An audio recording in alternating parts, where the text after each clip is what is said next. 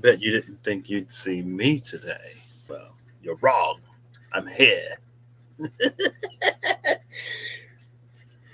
And I'm very tired. Door to personal healing and happiness with the temple path at the cut. Oh my gosh, if that's not the most accurate thing. This is series interpretation of chartreuse through expression of this lamp I got. This color changing light bulb that I have procured.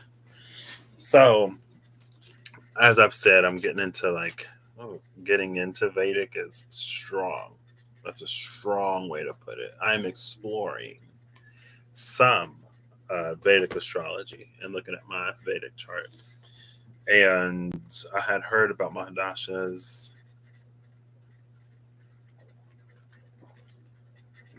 didn't really know what they were. And Read Love Tarot Inc. Eat Be Love Inc. Tarot popped up, and he's got the astrology app. I downloaded it. It's actually a lot of information, but it's Vedic, and it's a lot of information. Yin Yang at the bottom, 22 now. Let's see, 1 second. I'm trying to see how I can get you to. There we go. Anyway, so on the app, it told me I'm in my Rahu Mahadasha. And the Rahu Mahadasha is 18 years long. Rahu is the north node of the moon, right? It's over in 2030. As of the 4th of April, I'm in the K2 Antardasha of my Rahu Mahadasha. So I'm in the south node phase of the north node dominant period of my life for the next year until like April of 2024. And I was watching a video because, like I said, I don't know anything about Vedic. And I take it as it resonates. And I was talking to my mom about it too when we were working out. But it's like my Saturn return ended, and in Vedic, I find out I'm in this whole other sort of period that is marked by blossoming abundance and community. I mean, love that energy. That is marked by the challenge of like finding balance. And as I was listening to like what Rahu can do in Vedic, it's the space of near obsession where we can do, where our morality can get a little questionable because of what it is that we want to achieve and how badly we want to achieve it. Or it can be a time of losses. But, I've never been the type of person to like try to pull one over on people. So I ain't got to worry about that one. But just thinking about how like I've navigated the past year of my life and how, excuse me, I can't stop talking about it because it's like every day I have so much appreciation for how I've navigated the past year, a year and a half of my life. And because of what I'm doing now and how I'm going about things now and the types of things that I'm interested in and open to and that I'm allowing myself to pursue rather than sacking myself out, convincing myself I'm not going to do it or get it, giving into fear. And then I was thinking that, like, really it all goes back to the decision that I made after my darkest night to do anything and everything, to finally start using the accessibility features on my computer. Because if I wouldn't have started using my accessibility features, it would have been pretty much impossible for me to get my degree as cataract as I was. And if I didn't decide to like start using my resources and like actually utilizing them, I would have never even discovered that I had cataracts to begin with. And I wouldn't have had the operation to get them removed. And then, everything else would have been probably like not even a thing. But And I'm like, it's so crazy how my life could be like vastly, completely different if I didn't have that moment of desperation that created opportunities of bravery and courage. And but then it's like, well, isn't that all of life? Right? Even if it wasn't bravery or whatever, the woman holding a coin, like choices lead to different choices. Pathways open, we make choices, other pathways close, we walk down, and then, we end up where we end up. But yeah, anyway, so much appreciation to Past Patrick. So I have the energy oracle cards because I want to use them. I don't really need them. Like I said, I'm like pretty tired, but I guess I wanted to do something. We'll see what this something is. Oh, I shouldn't be live too long because what'll happen is I'll wake up and then I'll be up until like 4 in the morning, and I need to prepare for my interview tomorrow. Card that came out is action. If you want to see some action, at number 17. I love this card because it's a chariot energy, but it's a chariot energy where the horses aren't bound together. It's a chariot energy where they choose an alignment. Bottom of the deck is cornucopia number 11. Where are the horses coming from?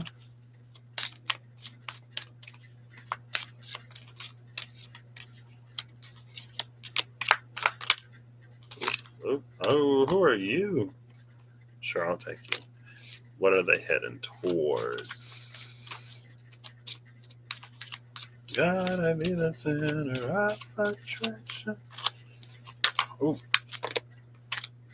victory, of course. Where else would they be headed? Oh, the man holding the heart is at the bottom of the deck. So they are coming from appreciation.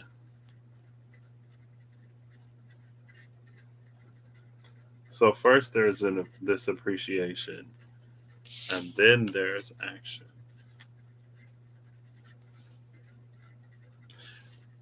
Mm. First there's appreciation, and then there's this action. And three cards came out. We have Goddess of the Moon, Rest and Rejuvenation, and Victory. 52, 19, and 28. This is what action is heading towards. This Goddess of the Moon being the first card that action encounters is interesting because there's been a lot of Six of Swords, the Moon, Chariot, the Moon. I guess it's this way. Six of Swords, the Moon, Chariot, the Moon. Like that, those energies have been coming out a lot. And I was watching one of the videos because I was looking to see if I could find the video where the Archangel Commander came out. I know I was using the SKT. I don't remember what I titled the video. Um, I think it was early 2020, but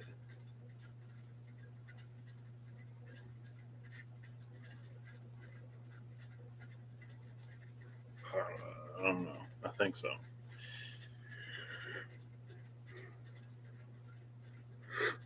Excuse me. I found the capital I versus the EYE video. I mean, I'm pretty sure I did. I'm like 99% sure I did. And I started watching towards that point, but I did not finish. um, and I posted that in the community post. And I went back looking for that, and I saw some video. And oh no, it was the capital I versus the EYE was in that video at roughly an hour or something, like early into the hour, the first hour, or technically the second hour, I guess. The Eight of Cups came out in the Dreams of Gaia Tarot, and I was talking about how it reminded me of the Nine of Wands in the Wild Unknown Tarot, And the Nine of Wands just came out with Judgment, the High Priestess, and the Two of Swords, all sort of trailing behind that Son of Cups as that energy of like, we're taking these steps and we don't necessarily know where they lead us to. But as we continue to move, as we continue to take those steps, we get closer and closer to some new, greater, grander, whatever. Now, to clarify these, I'm going to use the Witch's Tarot. I almost used the Santa Muerte, but no, that ain't happening. Excuse me. It's also interesting that this is moving from a place of gratitude.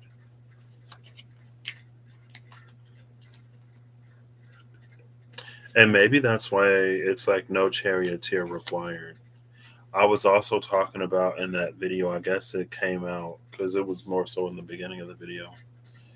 It came out when there was a heavy theme of the self that arises in the absence of internal conflict, or the sense of self that arises in the absence of internal conflict. And that's something that I feel like has come out lately too. Like maybe it was like with, excuse me, with the dark and the shadow or whatever. It was like when we don't have to divert mental, emotional, spiritual energy towards fighting ourselves to do or not do something.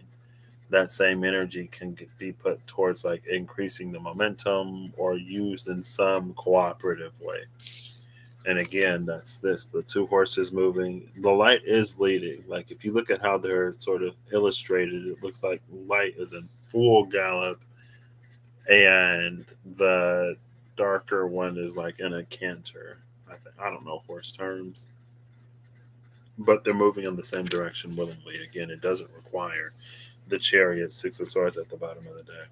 It doesn't require the chariot to come in, and then the Seven of Swords at the cut. It doesn't require the chariot to come in and exert their will to force this, to make this happen. I feel like I was going to do something else, but I don't remember. What am I clarifying? We'll go with the action card first. It's interesting too. So, with action heading into the Goddess of the Moon and rest and rejuvenation, it feels like, well, maybe it's just like the hardest part is over. And I think that card, it was the rainbow that came out in the tea leaf fortune cards, the most difficult part. Excuse me, I obviously need to go to bed. The most difficult part of whatever is over. Because it's like listening to your intuition and then it's rest and rejuvenation and then it's victory. This is what action is heading towards. So is action creating a set of habits or beliefs? It's like, is all of the work being done on the back end so that moving forward not much needs to be exerted with as much effort? Knight of Wands at the bottom of the deck. Or is it just like working smarter?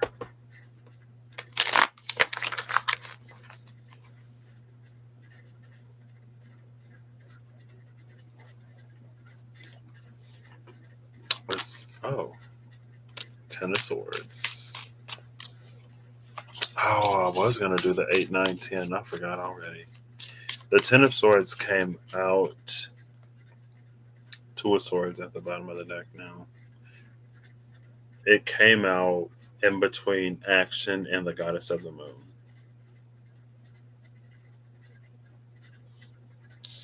And we see the owl in the tree branch. Why does it keep doing that? Giving some kind of Athena type energy because of the owl. Maybe this is like an ego death or an ego transformation.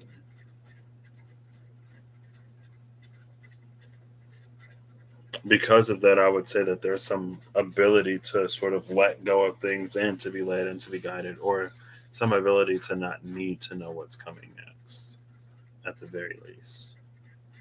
Um, and so that does completely change this dynamic. I don't have a Lenormand deck. These trees in action that the horses are going towards, it made me think of clouds in the Lenormand. I'm trying to think. I can grab the. Um, see, I'm not trying to get too many decks. That's doing too much. It's fine.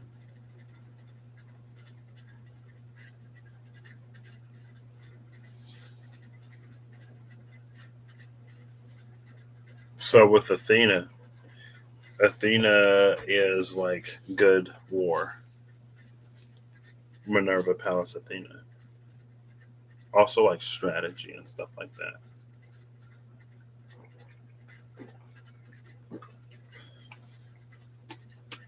Excuse me. In Roman mythology, you have Bellona, who's a goddess of war. I'm not quite sure she has a Greek counterpart.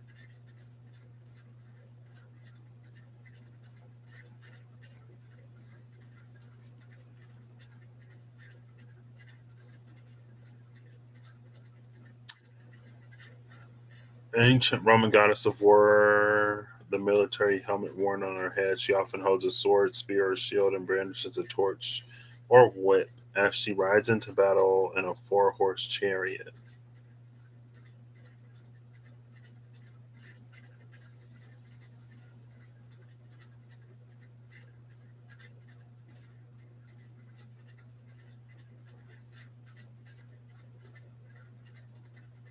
Consort of Mars. Oh, Greek equivalent is Enyo. I've never heard of Enyo. A goddess of war in Greek mythology, she frequently is associated with the war god Ares. The Romans identified her with Bellona. She also has similarities with the Anatolian goddess Ma. Oh, she looked kind of savage, and this Greek set, like, okay, this is her in Greek, or this is the picture that Wikipedia used for the Greek, and then here is Bellona.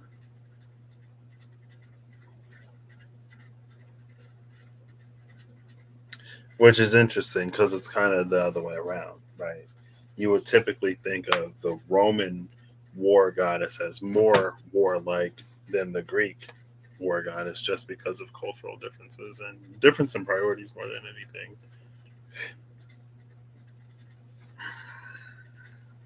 But anyway, with the goddess of the moon and like following intuition, that same thread carries through. I don't think I have the book on my iPhone. I think there's also, because it leads into rest and rejuvenation, this is something being put to bed. What is the nature of this? Two of Swords, Two of Wands, Page of Cups, Ace of Cups, with the Nine of Wands at the bottom. What is the nature of this appreciation?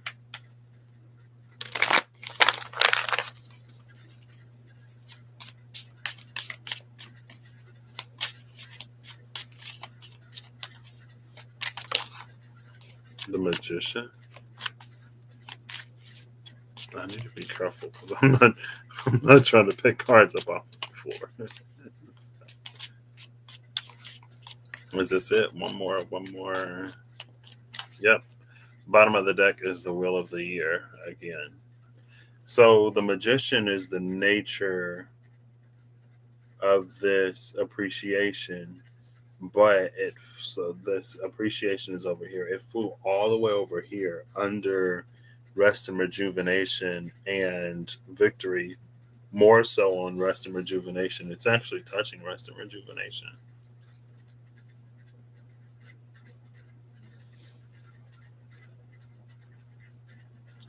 And this side was an energy of work smarter, not harder.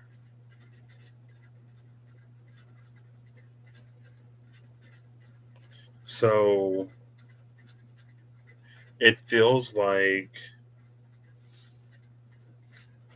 the lovers is under the wheel of the year, and the three of swords is under that. Yeah, the star is behind the three of swords.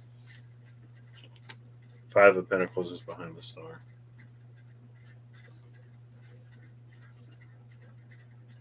Oh gosh, can I not get all four of them?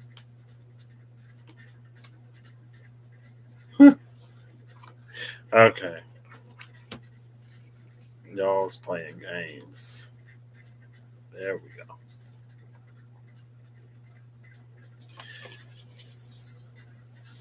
If this is work smarter and not harder, but this is under the energy of appreciation, it feels like this. I was looking to, it was feeling like this. And there's also the Ten of Swords here, which is the end of a cycle of mental anguish.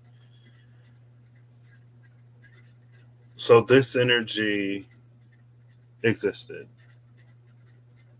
And then as it began to be healed, or as healing started to come here, something about the waters pouring down in that area and our change in perception about maybe the choices and decisions that we made at a point in time.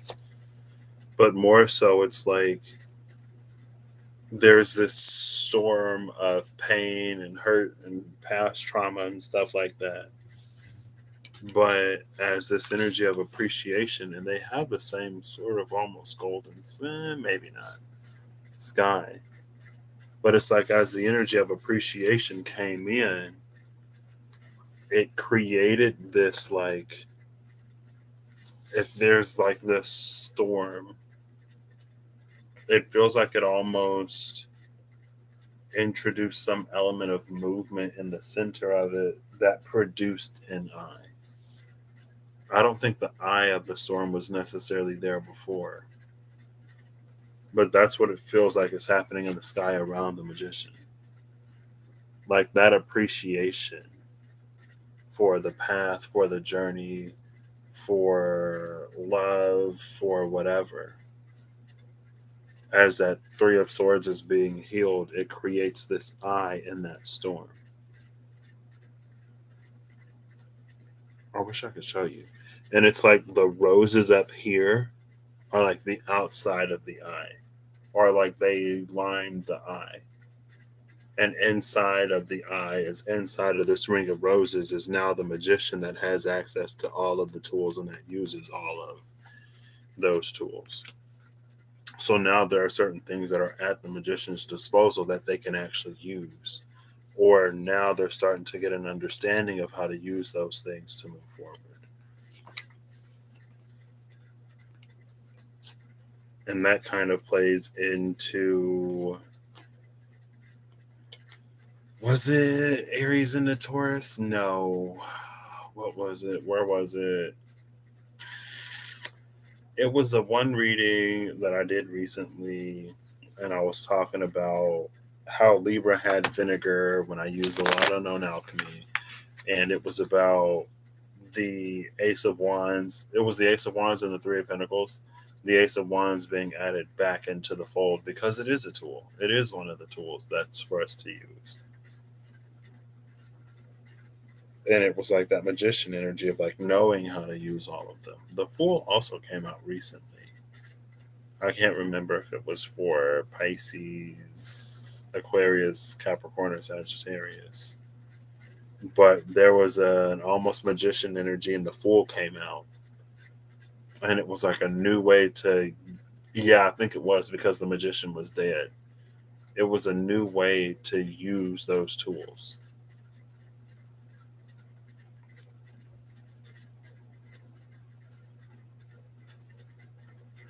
So as we come into that energy of appreciation, it actually expands our capabilities in some way. And I think it's, again, it's like that appreciation. It's that change in mindset that allows these horses the opportunity to naturally align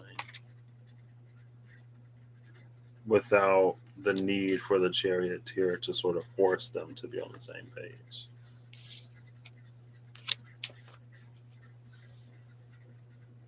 So now I'm going to pull before and after the Eight of Swords and before and after the Nine of Swords. And then I'm going to end this. I really wish I could just like talk to myself for a few hours a day. I'm tired. I need to go to bed. I got stuff I got to do tomorrow. Um, yeah.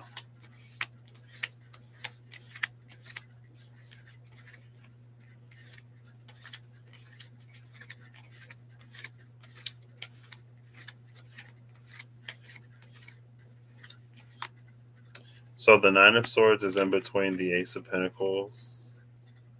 Am I pulling both of them? I accidentally pulled both of them, so I'll pull both of them. So the Six of Wands, Ace of Pentacles, the Nine of Swords, and the Three of Swords. There's that Three of Swords again.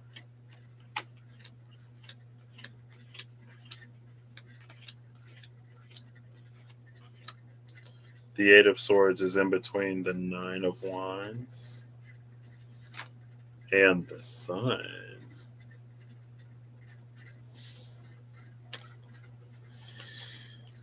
So usually the Eight of Swords is the thing that we don't see. The Nine of Swords is the thing that we wish we hadn't seen. And then the Ten of Swords is when we face the thing and we allow things to conclude.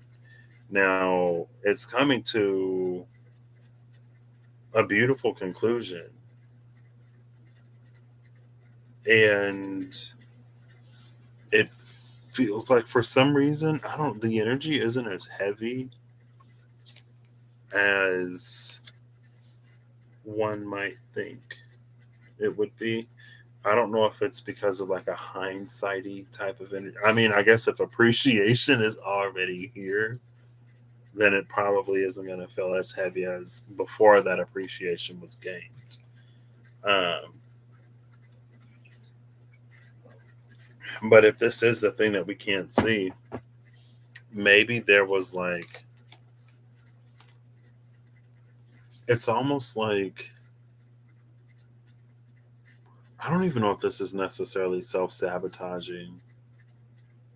And I don't know how much self sabotage is like subconscious or unconscious, and how much of it is like truly conscious. You know, you would think that,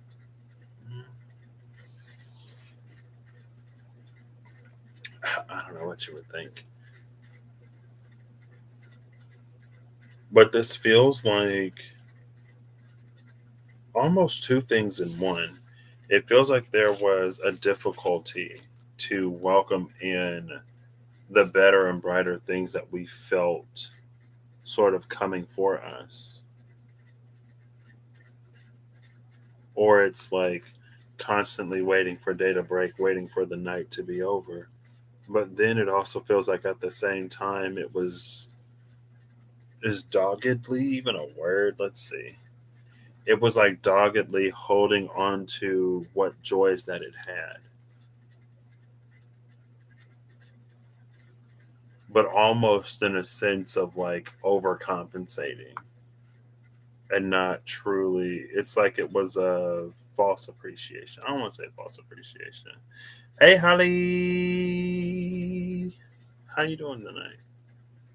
It might be. I might have used three. I don't know. I have no clue. Hey Siri, define doggedly.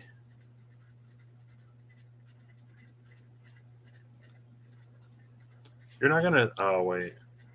In a manner that shows tenacity and grim persistence. So yeah, yeah, yeah, yeah. But I wanted Siri to read it. 10, 10. Oh snap! It is 111 here. There we go. Hey Siri, define doggedly. Doggedly means in a manner that shows tenacity and grim persistence. Thank you. So she's like doggedly holding on to happiness or holding on to certain things to keep herself positive, to force herself to be positive. But it's clarifying the Eight of Swords. So it's almost like, and maybe that's why, because the Eight of Swords is dark, and there's no darkness in either one of these cards. This is one of my favorite Nine of Wands cards, as an aside, because she ain't beat up, she ain't bruised, she ain't wounded, she still got plenty of perseverance in her. So, yes, very dogged. But it feels like in that there were things that we weren't able to see. What it originally felt like, it's almost like invisible roadblocks, or it's like, things in life would be going pretty good, and then all of a sudden, like, things would just switch up for seemingly no reason. Or it's like, things would be progressing in life in a way that we would think that, like, that moment where the sun comes out would finally come, but then it wouldn't. But we would remain positive. Remaining positive isn't like a bad thing, it's not negative at all. I mean, I guess, toxic positivity is a term that's been circulating. Um, but it just feels like it's not seen. And so, like, it keeps waiting for that moment because it knows that that moment is going to happen.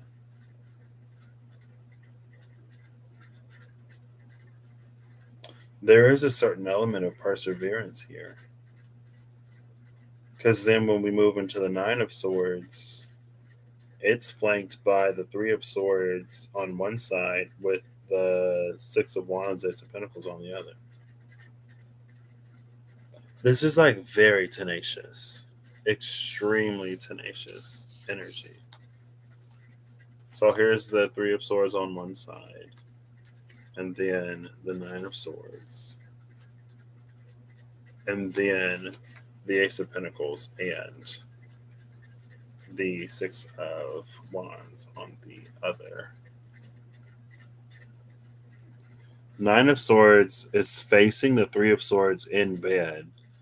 The champion, the Six of Wands, is heading towards that Ace of Pentacles.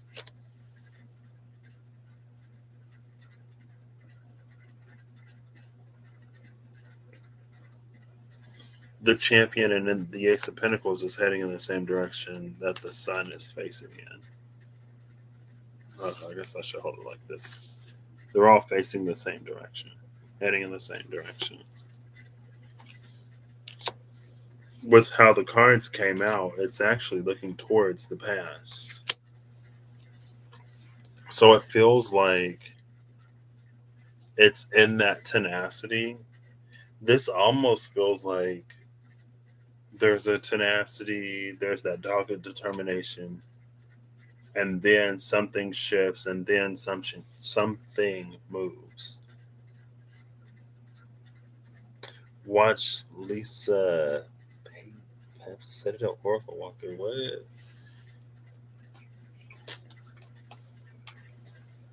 Glad that you seem to. I have no clue who or what that is.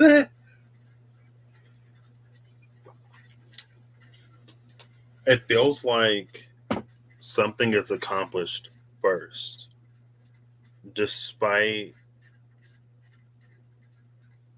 mental obstacles, challenges, and blockages. Then, after that's accomplished, there's the appreciation.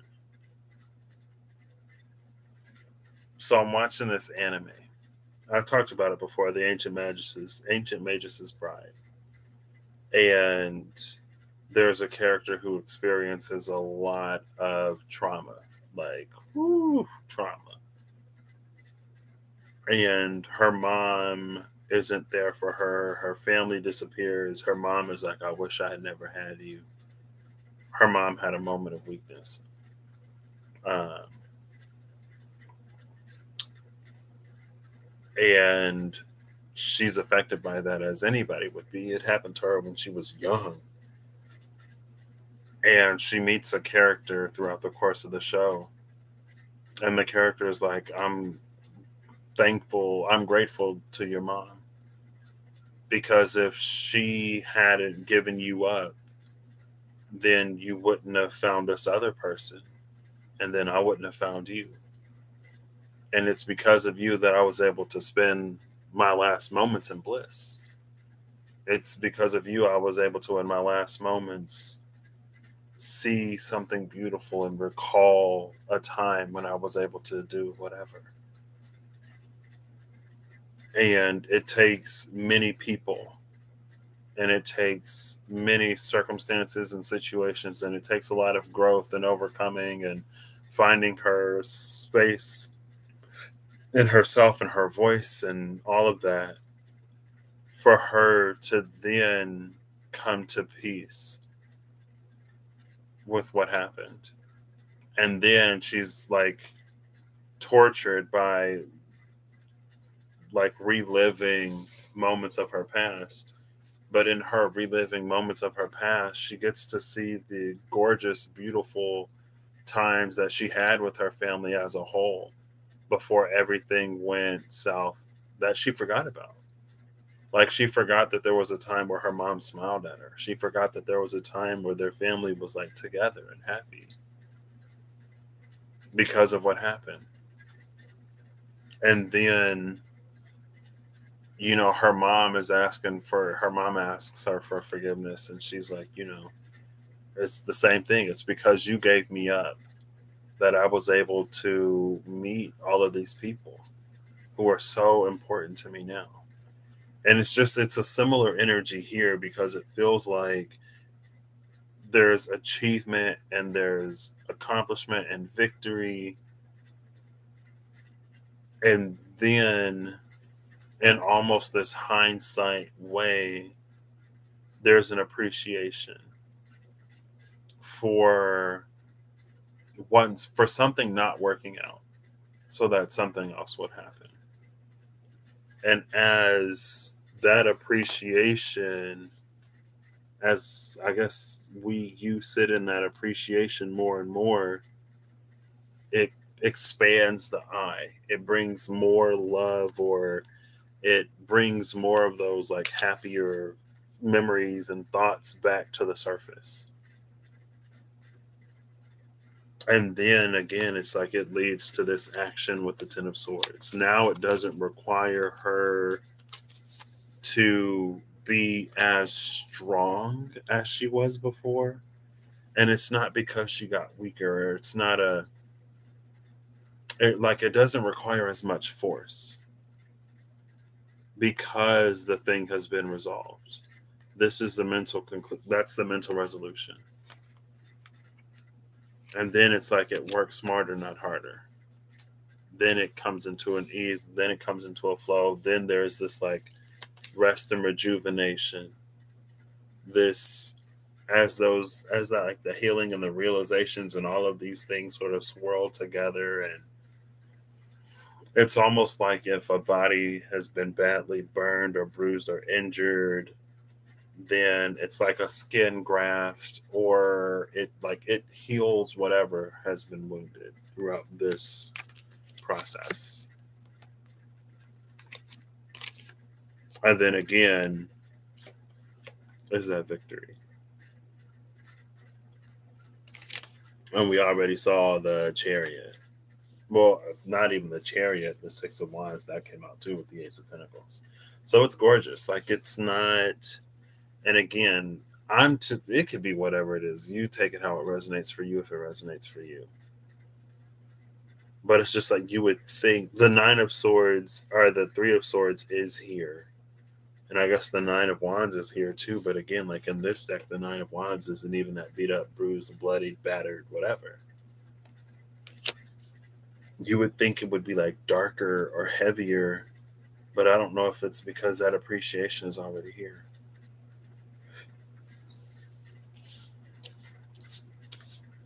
Or maybe it's like it could be someone who has like a lot of faith. or a really solid knowing. And they just keep moving. Now we see the moon. Why is the moon at the bottom of the deck? I feel like I would have. The moon and the lovers and the hermit.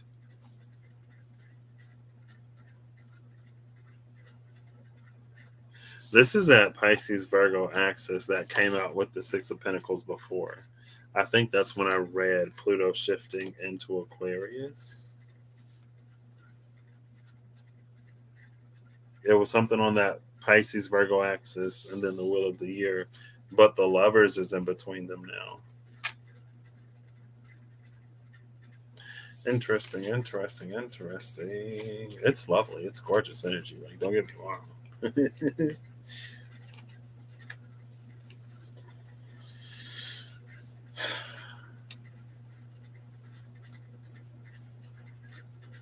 And it feels like, too, with the appreciation of Magician, maybe there's a different way that we use the tools at our disposal. Maybe it's a different way that we go about seeking opportunity, or that we actually take certain opportunities. Maybe it affords us like vulnerability in spaces where we couldn't have been as vulnerable before. I don't know, it feels manyfold and open and very receptive, which I'm sure there will be an appreciation for. Okay, I can go to bed now. I'm gonna get final cards though, of course, as I always do. As I put this deck away, is there anything else that it wants to say? Which is Tarot, Four of Cups, and the Six of Swords. Maybe this was like rejecting something before, but it's almost like it wouldn't have worked or wouldn't have been long standing anyway. So, no need to have too much. Because I think sometimes, sometimes we discover something and then we do something and it's like, why didn't I do this sooner? I wish somebody would have told me about this before. I wasted so much time doing this or that or whatever. And it's like, sometimes things find us in the time that we're ready to receive them. So if someone had told you earlier, or if you had found it sooner, it might not have done for you then what it's doing for you now, or what it did for you in whatever time you used it or came across it or whatever. Temperance and the Eight of Swords. Slowly the eyes open and you see the things that you may have been blind to all along. All right. Ooh, six. Oh, snaps. This Six of Swords card, it flipped over. And it's sailing into the Four of Wands. Look at it. Look at it. Bottom of the deck is the Page of Pentacles. So it is a whole new experience. I would just say be open to it. And not only be open to it, but, don't obviously do your best, right? But don't worry about being perfect or getting it perfect. As long as you're trying, you're succeeding. Um, and you'll learn it as you spend more time in it. You also may be sort of guided in new directions. Like maybe you really thought you were going to go one way, but then once you get across the pond, you go in a different direction. Be open, you know. Be open. Ooh, ooh, ooh, excuse me. Oh, it's getting cooler. It's cooling down tonight. I hope I end this live and I go right to bed. That would be lovely. I need to. I watched a little bit of like the Nubitan up in the Gungeon or whatever, and then I was like, I want to play Into the Gungeon. And then there's this one room. There's this one room that I've never known. Like, there's this mysterious altar, and no matter, I saw the room in the video when I watched it, and I was like, I've never known what to do here. I looked it up. They got like secret, like they have playable characters that you can unlock, all kinds of secrets. There was a secret room on the map, and I was like, how do I get there? Well, now I know how to get there. You can destroy chests. I was like, what? There's all kinds of stuff you can do in that game that I never knew. And it was just like one curiosity, looking up that one thing. What do I do at this random altar? Mind blown with all of the secrets that were uncovered. Goodness. And then I tried to play the game, and I'm still garbage. So happy family and storm morning. I kind of love those two together, to be honest. 410. 10-4 is my buddy's birthday.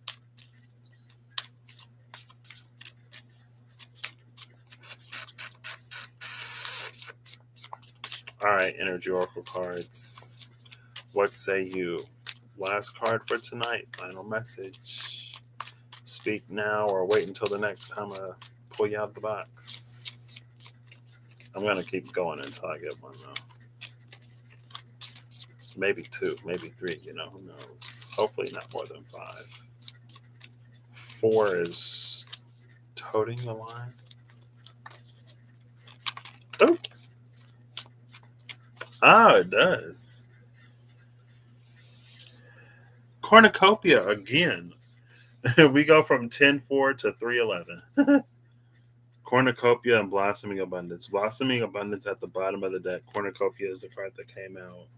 The Thinking Woman is under Blossoming Abundance, who is a 47, which is also an 11. If you can see, there you go. Cornucopia and Blossoming Abundance, which is gorgeous energy. It starts now. Now it begins, if it hasn't begun already. But yeah, thank you, Holly, for popping in. I hope you all have an amazing whatever whenever you see this. I hope you're acting in alignment to make all that you wish to experience your reality. I'm like, which one was the bottom of the deck? Oh, the broken heart and community. 9 and 7. 7, 9, 11. 3, 7, 9, 11. The only card, or the only, I guess 1. 1 and 5 are the only numbers that aren't here. And then there's 11. Should I look for 1 and 5? Nah. Community with the broken heart. It's what we do for each other. It's the category of things that we do for one another. We help guide each other home. So, have again an amazing whatever. I think I ran through the whole spiel, but if not, I'll do it again. I hope you have an amazing whatever whenever you see this. I hope you're acting in alignment to make all that you wish to experience your reality. And I hope that you allow yourself movement with freedom of restriction without needing to know the destination and as you're moving.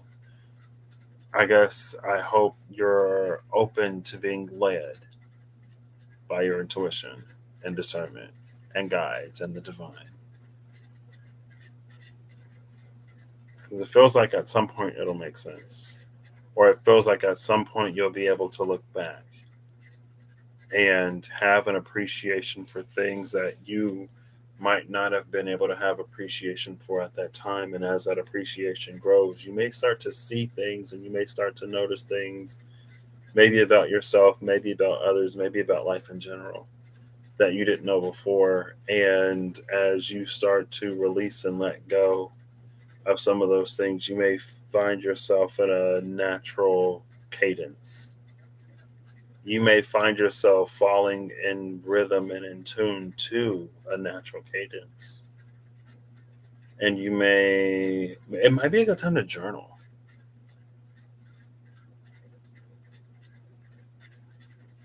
because I don't know if it'll be like certain transits, or if it'll be certain like moon phases, or if it'll be like a food, or if you'll see a bird or some kind of synchronicity.